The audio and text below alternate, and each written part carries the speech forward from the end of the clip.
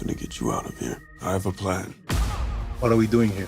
Jesus lives there. I need to figure out what inspires him. I can just replicate what he does. Imagine the money people will give us. Lakeith Stanfield plays a down-on-his-luck man named Clarence who finds a way to always look on the bright side of life in the Book of Clarence, one of few new movies I'll be reviewing this week on CJ at the Movies, along with a new version of Mean Girls and the directorial debut for Dan Levy. I'm Christopher Zweig. Let's take a look.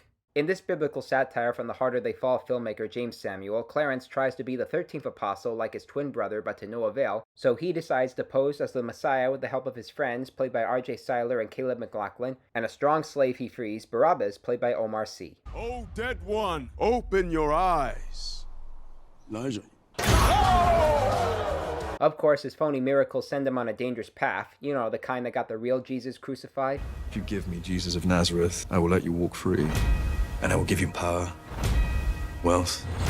You'll be somebody. I die before I give him up to Rome. Then death it is. And that's James McAvoy as Pontius Pilate. The Book of Clarence has some bloody images, but it isn't Passion of the Christ graphic. After all, the film is rated PG-13, but that doesn't mean it can't satirize the true biblical story by altering it with another character and African-American themes. In fact, it's very smart and funny thanks to Stanfield's fearless performance and Samuel's direction. The con game we're watching isn't mean-spirited, but rather it balances the comedy and pathos in stylish ways. Next up, we got a cover version of the 20-year-old comedy hit Mean Girls, which now plays like the Broadway musical. You know the story, as the homeschooled teenager Katie Heron finally goes to high school in America, where she finds herself in a game against a snooty group known as the Plastics. 20 years ago, Lindsay Lohan played Katie. 20 years later, we now have Angourie Rice.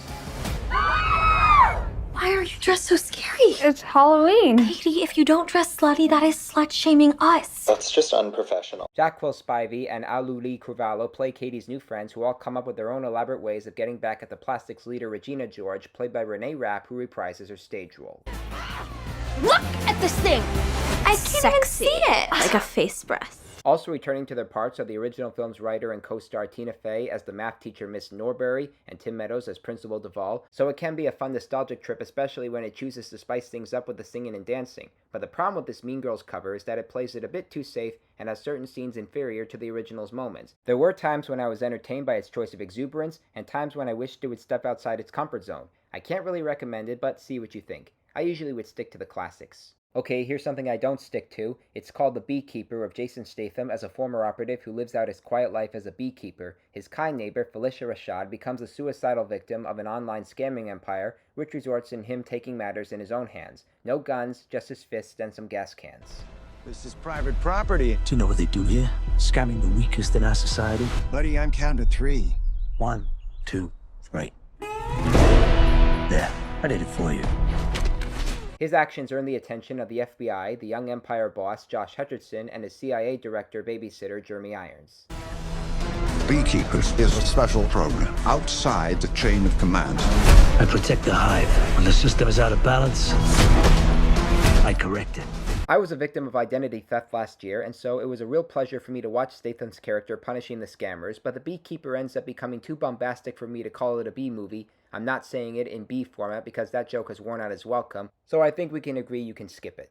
And our last movie is Good Grief, Dan Levy's directorial debut in which he plays a gay American artist living in England who loses both his mother and his screenwriter husband, Luke Evans, and spends the year in grief. When they go away, your head is still operating under the impression that it should feel those things for that person.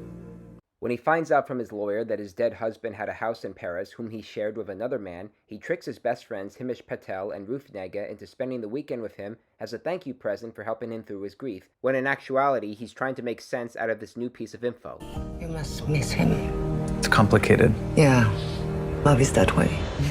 Levy is this movie. He's the one who carries Good Grief with how he balances his work on both sides of the equation. He chooses to be funny when he wants to be, and chooses to be emotional when he's sincere about it. There should have been more development within the two best friends and their own troubles, as it seems all cut and paste and a little unfocused, but on the bright side, Negga and Patel both do solid work to keep their characters in check. It won't top Schitt's Creek, but it does serve as a stepping stone for Levy as a filmmaker and actor. Okay, recapping the new movies I reviewed this week: thumbs up for The Book of Clarence, thumbs down for Mean Girls, thumbs down for The Beekeeper, and thumbs up for Good Grief. Well, those are the new movies I'm reviewing this week. I'm Christopher Zweig. Stay safe, and I'll see you at the movies. For more amazing content, please like and subscribe to my channels, and please read my reviews at cjatthemovies.com and download the new HD Radio app.